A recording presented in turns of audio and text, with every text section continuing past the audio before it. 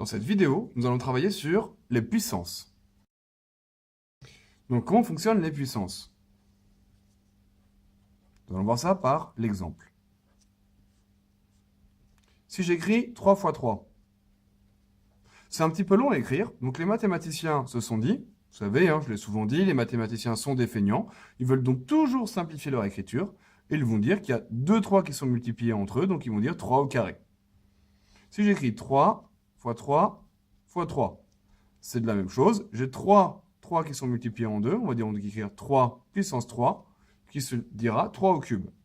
Et ici, 3 fois 3 fois 3 fois 3. J'ai 4 3 qui sont multipliés en 2, on pourra dire que c'est 3 puissance 4. De la même manière, si nous avions eu 3 fois 3 fois 3 fois 3 et encore fois 3, nous aurions dit 3 puissance 5 sur ce même mode de fonctionnement. Il y a les exceptions qui vont être le carré et le cube.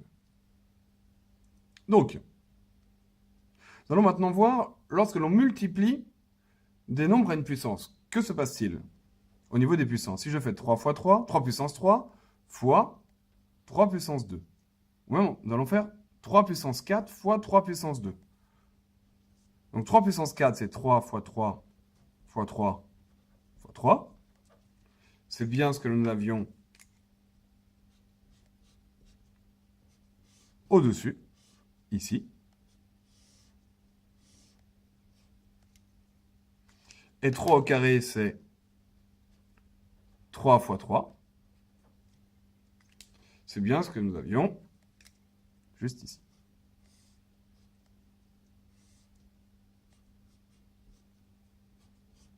Maintenant, je vais me poser la question, j'ai combien de 3 qui sont multipliés entre eux? Ici, j'en ai 4, ici, j'en ai 2. Je vais donc en avoir 6, donc 3 puissance 6, qui est plus facile à écrire que 3 fois 3 fois 3 fois 3 fois 3 fois 3. Donc, ici, comment ai-je fait pour obtenir le 6? J'ai additionné le 4 et le 2, car ici, j'ai 4 3 qui se multiplient entre eux. Ici, j'en ai 2. Comment ai-je l'information? C'est au niveau des puissances. Et pour obtenir le 6, j'ai plus qu'à additionner ces puissances. Et dans le cadre de la division,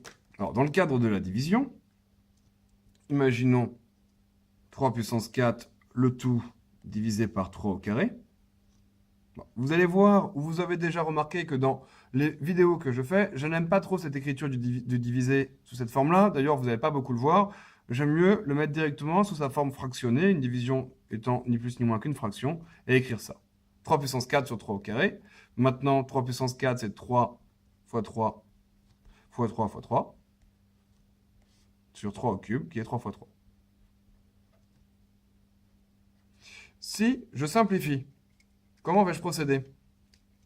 Comme nous l'avons vu dans les fractions, nous simplifions 2 à 2. Que me reste-t-il? Il me reste 3 fois 3 sur 1, c'est-à-dire 3 au carré. Comment ai-je fait? Il y en avait 4 et 2 ici, que j'ai simplifié 2 à 2, il ne m'en reste plus que 2. Pour ce faire, j'ai fait 4 moins 2. C'est-à-dire que lorsque l'on divise deux nombres identiques avec des puissances, on va juste soustraire les puissances. Et maintenant, nous allons prendre un dernier cas de figure, qui est 3 puissance 4, ou 3 puissance 4, oui, au carré. Comment cela va s'écrire? D'abord, j'écris 3 puissance 4, c'est-à-dire 3 fois 3 fois 3 fois 3. S'il est au carré, ça veut dire que je le remultiplie encore. 3 fois 3 fois 3 fois 3. Ça veut dire que j'ai bien 3 puissance 4, que je mets au carré, donc je l'écris 2 fois en le multipliant, et j'obtiens donc 3 puissance 8. Comment ai-je fait pour obtenir le 8? Il y en avait 4 ici et 4 ici. Il y avait 2. J'ai fait 4 fois 2. Ça veut dire qu'ici, dans le cadre de puissance, on va multiplier les puissances. C'est tout pour cette vidéo.